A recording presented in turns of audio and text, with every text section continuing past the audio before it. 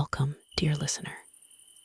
Tonight, let this story be your sanctuary, a space where tides move with gentle certainty, where rhythms soften, where strength rises quietly from within. This is a journey of release, a reminder that worry does not define you, that your worth is far greater than the weight you carry, and that rest is not something to be earned, but something already yours to take. Before we begin, settle in. Let the softness beneath you cradle your tired body. Slow your breath, letting it flow like a calm current. Allow the glow of this story to guide you, like candlelight flickering in the quiet, like waves returning to shore.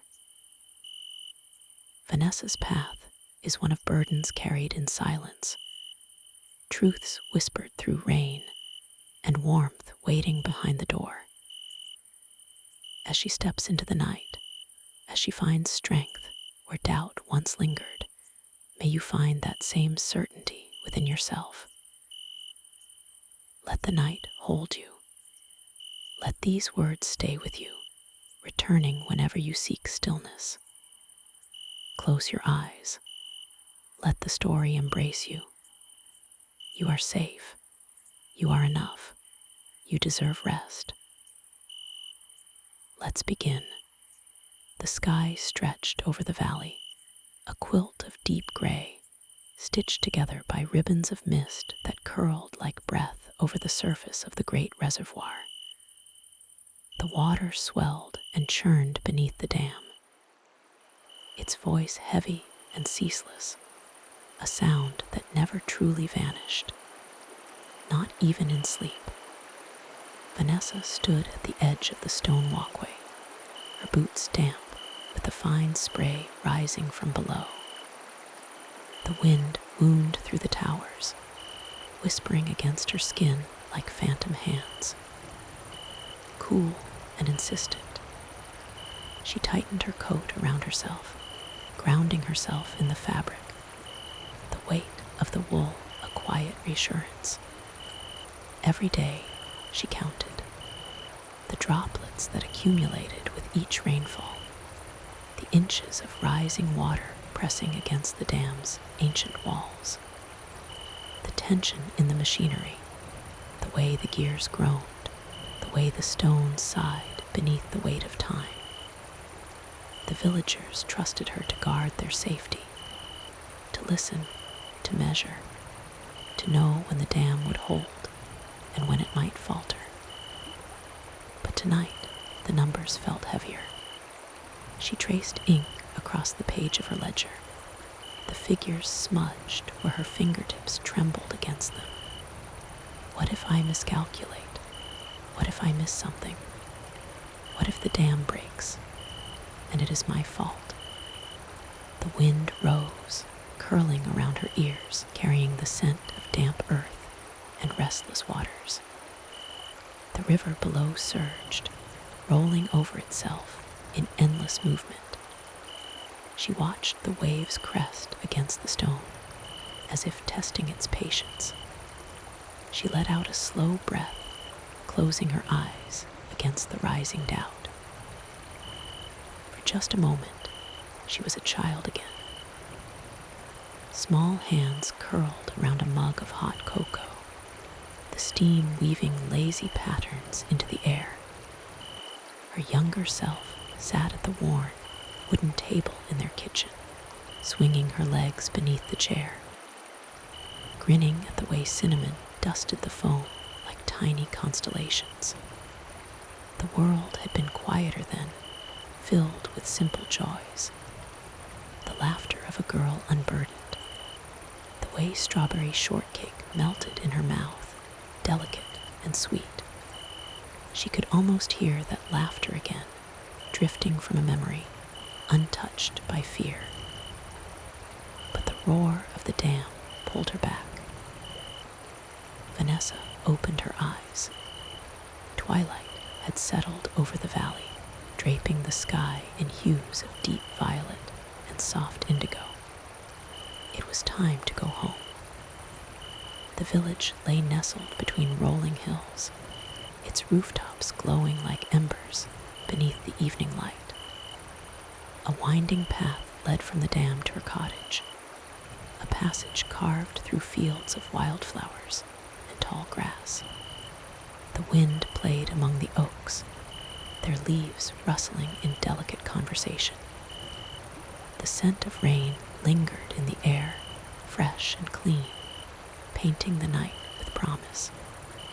She walked slowly. Each step carried her farther from the weight of duty, unraveling the tight knots of worry that had curled within her chest. Dew clung to the petals of nearby roses, catching the light like tiny silver beads. Fireflies flickered at the edges of the meadow, drifting like wandering stars. Somewhere in the distance, the soft strum of a lute reached her ears, a melody carried from the heart of the village, weaving through the quiet houses like an old friend. It reminded her of warmth, of the things waiting beyond the dam. Vanesssa rounded the final bend in the path, her cottage coming into view, a modest haven wrapped in ivy, its windows glowing with golden light. The chimney sent wisps of smoke curling into the evening sky, the scent of vanilla and sugar spilling softly into the air. Home. She stepped inside, the warmth embracing her instantly. On the kitchen table, a porcelain plate held a slice of strawberry shortcake, its layers dusted with powdered sugar. Beside it, a mug of hot cocoa steamed, cinnamon sprinkled on top like a familiar touch, waiting for her, calling her back to herself. This, too, was a ritual. Vanesssa removed her coat and settled into her chair by the window. The first sip of cocoa was a sigh deep, rich velvet, soft against her tongue, spreading warmth through her chest, melting the tension in her shoulders. She closed her eyes.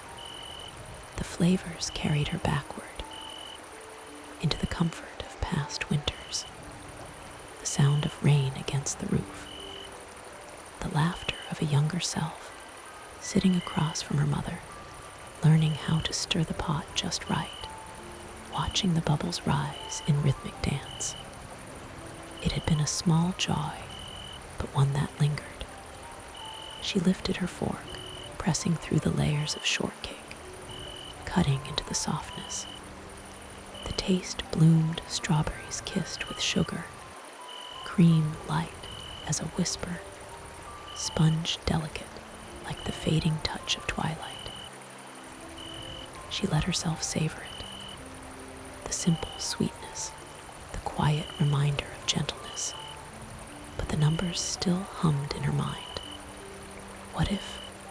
What if, outside, a drop of rain tapped the window pane, then another, then another. Soon the sky wept in earnest, a soft drumbeat against the glass. She counted them instinctively, her mind still trained for calculation. But as the rhythm grew steadier, another thought came softer, quieter. Rest. The rain blurred the world outside, turning the night into a watercolor of shadows and light. Vanesssa leaned back, the candlelight casting flickering warmth across her face. Her eyelids grew heavy, her breathing slow and even. And then she was somewhere else. A garden stretched before her, vast, endless, untouched. Flowers bloomed in rich colors, their petals soft against the evening wind. The path beneath her feet was lined with smooth stones, their surfaces glistening as if kissed by moonlight. A stream ran through the garden, clear and gentle, its waters singing as they curled through the earth. She knelt by its edge, dipping her fingers into its warmth. "You are not the dam," the stream murmured. "You are the gardener." A presence appeared beside her, not quite solid, yet radiant all the same.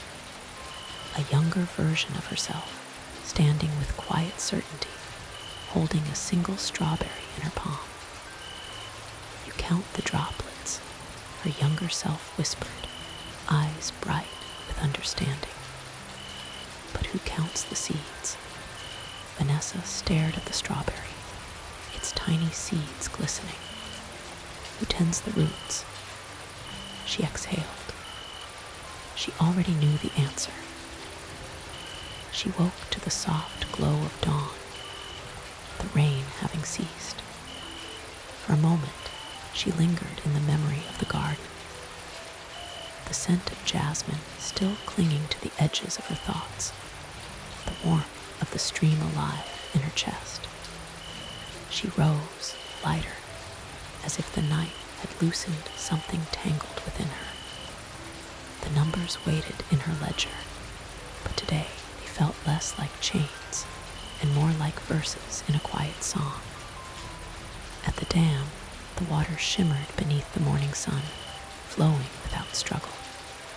And as she counted, each number was a breath, a heartbeat, 1 for the village, 2 for the earth, 3 for the girl whose name holds 3 S's, a quiet rhythm woven into her identity, and who deserves rest.